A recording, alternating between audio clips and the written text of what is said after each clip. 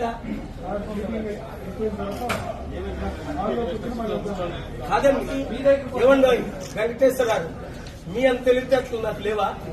ప్రపంచాన్ని శాసించి వచ్చాను. వాళ్ళు మాకు ఇన్విటేషన్ ఎందుకు పంపలేదు? ఆంధ్రప్రదేశ్ ఎలక్షన్ లో మేము పోటీ చేస్తున్నాం. నేను విశాఖపట్నం ఎంపీగా 1 year నుంచి అనౌన్స్ చేశాను. నాకు ఇన్విటేషన్ ఎందుకు పంపలేదు అని అడిగేసి శాంతియుతంగా అడుగుతామంటే మీరు వెయిట్ చేయమన్నారు లోపట.